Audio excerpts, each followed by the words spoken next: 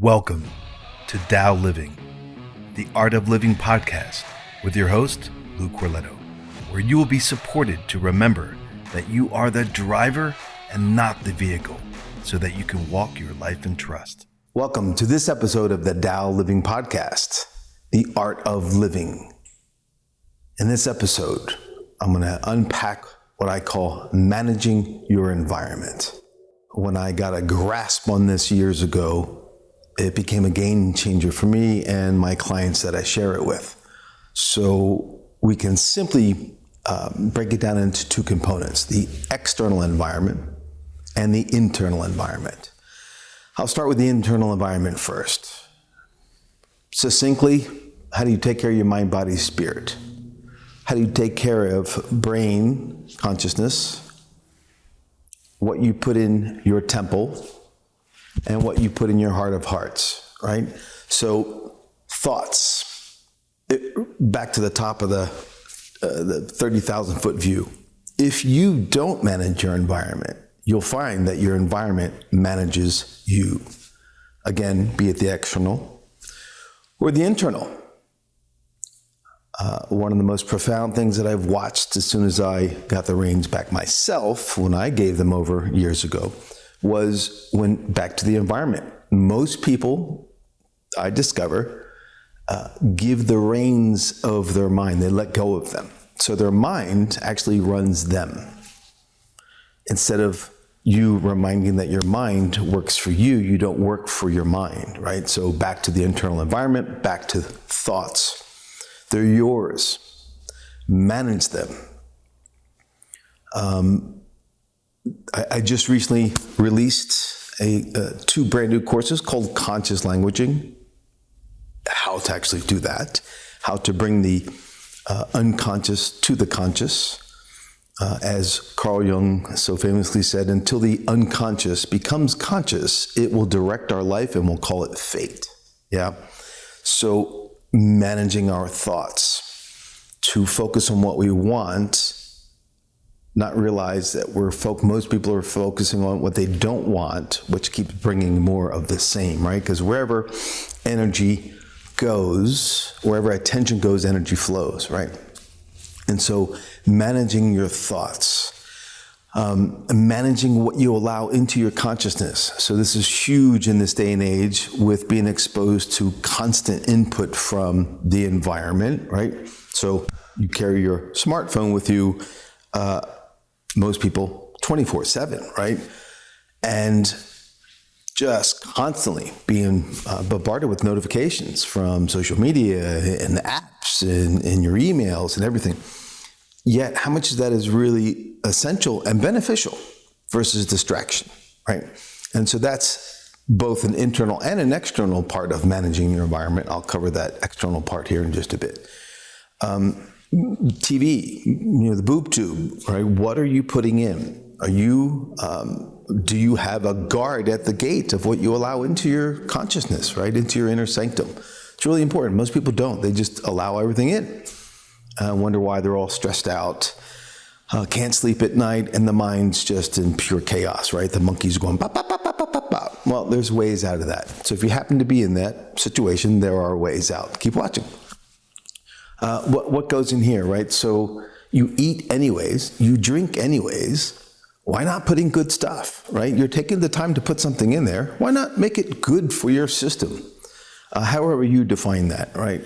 And get to it as quick as it came out of the earth. That's a simple reality check, because the more man has a hold of it, the more it gets processed and it becomes less and less true food, less and less nutrient values for your system.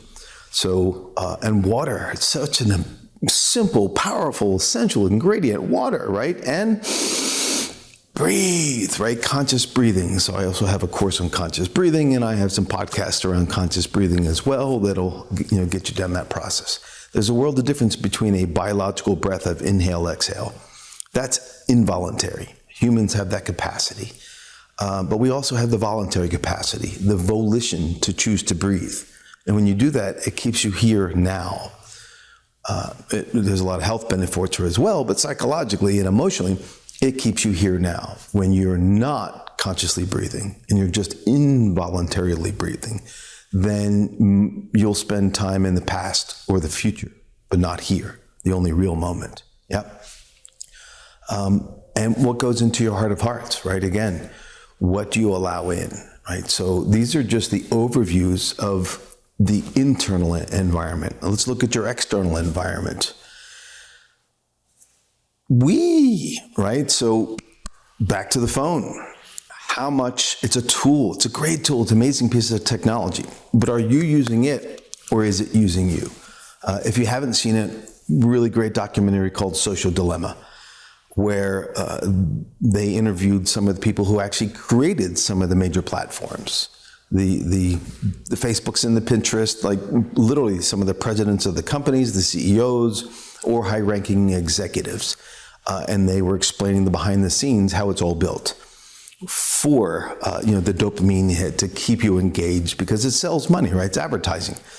So it's back to follow the money, where a lot of these people in the documentary were saying, we don't even give our kids cell phones because we created the platforms and we don't want that happening to our own kids, right?